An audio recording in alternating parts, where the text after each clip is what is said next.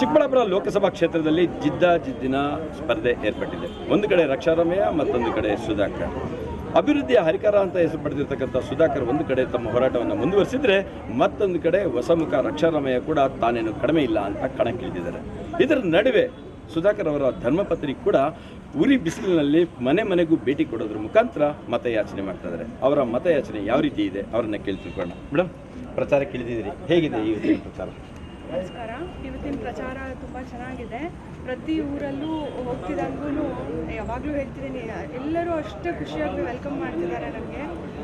ಎಲ್ಲರೂ ಇಲ್ಲಾಗಿರೋ ಅಭಿವೃದ್ಧಿನ ತೋರಿಸಿ, ಸರೇ ಮೇಡಮ್ ನಮ್ಗೆ ಮಾಡಿದ್ದು, ನಮ್ಗೆ ಇದೆಲ್ಲ ಮಾಡ್ಕೊಂಡಿದ್ದು ಸರೇ ಮೇಡಮ್ ಅಂತ ಅವ್ರು ಹೇಳೋವಾಗೆಲ್ಲ ನಾನು ಹೌದಾ ಅಂತ ನಾನೇ ಹೊಸಗಳಲ್ವ, ಹಾಗಾಗಿ ನಾನೇ ಹೊಸದಾಗಿ ತಿಳ್ಕೊಳ್ಳೋಂಗಾಗಿದೆ.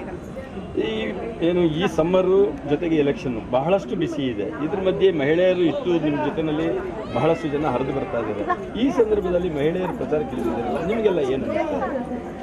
ನಾನು ಬಂದಾಗಿಂದನೂ ಪ್ರತಿಯೊಬ್ಬರೂ ತುಂಬ ಉತ್ಸಾಹದಿಂದ ನನ್ನ ಜೊತೆ ಬರ್ತಾ ಇದ್ದಾರೆ. ಅವರು ಹುಮ್ಮಸ್ಸು, ಅವ್ರ ಶಕ್ತಿ ಎಲ್ಲ ನೋಡಿ ನನಗೂ ಇನ್ನೂ ಓಡಾಡಬೇಕಪ್ಪ, ಇನ್ನೂ ಎಲ್ಲರನ್ನೂ ಓಟ್ ಕೇಳಬೇಕು ಅನ್ನೋಷ್ಟು ಖುಷಿ ಆಗ್ತಾಯಿದೆ. ಈಗ ಮನೆ ಮನೆ ಭೇಟಿ ಮಾಡ್ತಾ ಇದ್ದೀರಿ.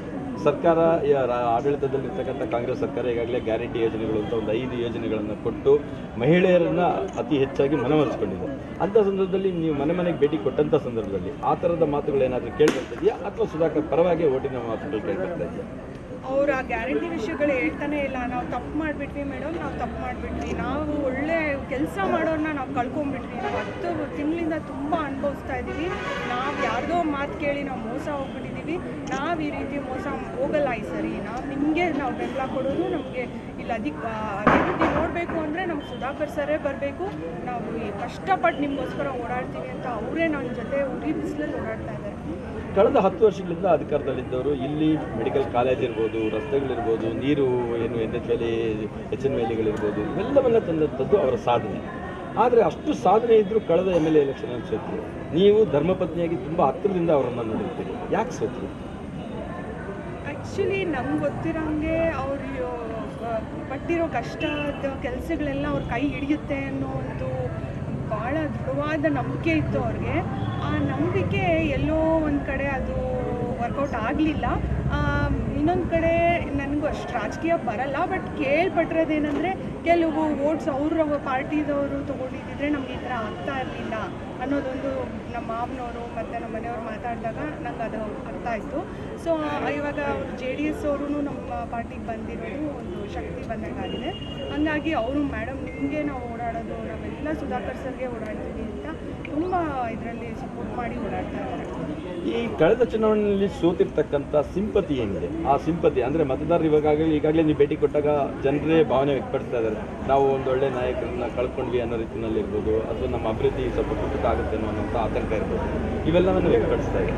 ಆ ಸಿಂಪತಿ ಇವತ್ತಿನ ಚುನಾವಣೆಯಲ್ಲಿ ಸುಧಾಕರ್ ಅವರಿಗೆ ಎಷ್ಟು ಮಾತ್ರದ ಲಾಭ ಇದೆ? ಸಿಂಪತಿ ಅಂತೂ ತುಂಬ ಇದೆ ಎಲ್ಲರಿಗೂ.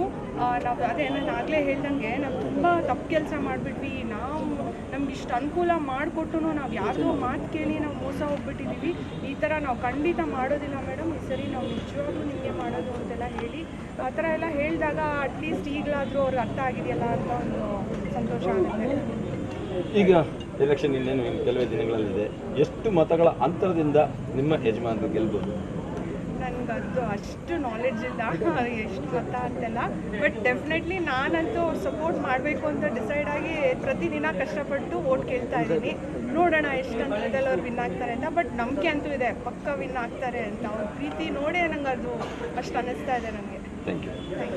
ಇದಿಷ್ಟು ಏನು ಡಾಕ್ಟರ್ ಕೆ ಸುಧಾಕರ್ ಅವರ ಧರ್ಮಪತ್ನಿಯ ಮಾತುಗಳು. ಏನಂದರೆ ಜನರ ಪ್ರೀತಿ ವಿಶ್ವಾಸ ದಿನದಿಂದ ದಿನಕ್ಕೆ ಅವರ ಮೇಲೆ ಹೆಚ್ಚಾಗ್ತಾ ಇದೆ. ನಾನು ಕೂಡ ಮೊದಲನೇ ಬಾರಿಗೆ ಅಖಾಡಕ್ಕೆ ಇಳಿದು ಪ್ರಚಾರಕ್ಕೆ ನಡೆಸ್ತಾ ಇದ್ದೀನಿ.